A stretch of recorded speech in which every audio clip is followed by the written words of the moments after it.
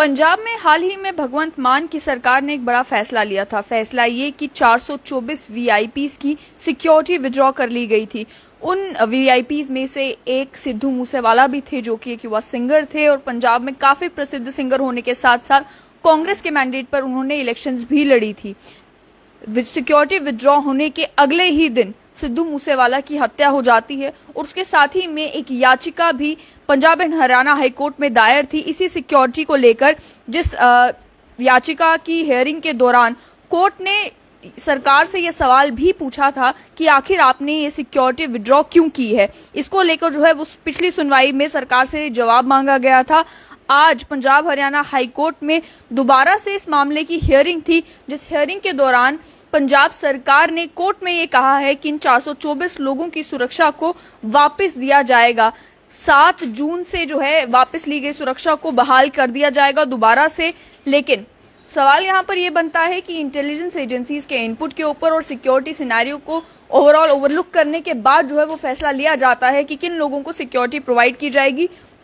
और किन लोगों को सिक्योरिटी की जरूरत नहीं है। कहां पर लैप्सेस थे, जिन लैप्सेस के चलते इन 424 वीवीआईपीज की पहले सिक्योरिटी को विड्रॉ किया गया और उसके बाद दोबारा से इस सिक्योरिटी को रिस्टोर करने की बात की जा रही है। हालांकि कई जगहों पर खबरों में आपको ये भी सुनने को मिलेगा कि पंजाब और हरियाणा हाईकोर्ट ने ये कहा है कि आप सिक्योरिटी को दोबारा से रिस्टोर करें, लेकिन जो जानकार सूत्रों से हम तक पहुंच रही है उसके मुताबिक कोर्ट में जब इस मामले की सुनवाई हो रही थी तो पंजाब सरकार ने खुद ये कहा है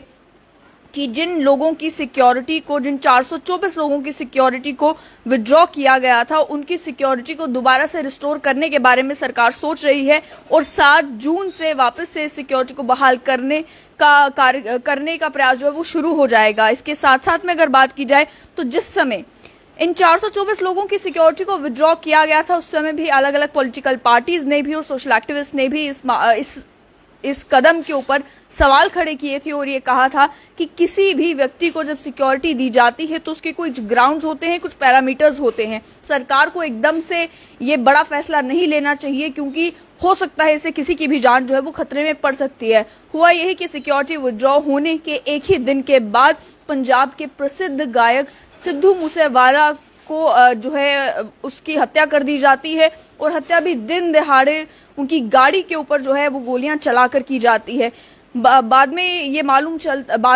चलता है कि जिस समय जितने भी पॉलिटिकल पार्टीज हैं उन्होंने इसका जिम्मेदार आम आदमी पार्टी की और खासतौर पर भगवंत मान की सरकार जो पंजाब में है उस पर इल्जाम लगाना शुरू कर दिया कि सिक्योरिटी विड्रॉ होने के कारण ही जो है वो सिद्धू मूसेवाला के ऊपर अटैक हुआ है और उनकी हत्या कर दी गई है। इसी के चलते अब फाइनली जो है वो सरकार इस बारे में रीथिंक कर रही थी कि सिक्योरिटी को दोबारा से रिस्टोर किया जाए, लेकिन वहां पर भी ये सोचा जा रहा था, अटकलें ये लग रही थी कि हो सकता है आम आदमी पार्टी की सरकार अभी भी फैसला ये लेती कि कुछ लोगों की सिक्योरिटी जो है वो रिस्टोर की जाएगी और बाकी लोगों की सिक्योरिटी रिस्टोर नहीं की जाएगी। लेकिन आज पंजाब और हरियाणा हाईकोर्ट में आम आदमी पार्टी की सरकार ने ये कहा है कोर्ट को कि हम 424 लोगों की ही सिक्योरिटी को दोबारा से रिस्टोर कर लेंगे। एक बड़ा सवाल तब भी यही बनता है कि आखिर फिर सिक्योरिटी विड्रॉ की क्यों गई थी? क्या उस समय जो इनपुट्स आए थे उनमें कोई कमी थी या अब जो इनपुट्स मिल रहे हैं उसमें कुछ बदलाव आया है? क्या ये एकदम से पहले जैसे फैसला ले लिया गया था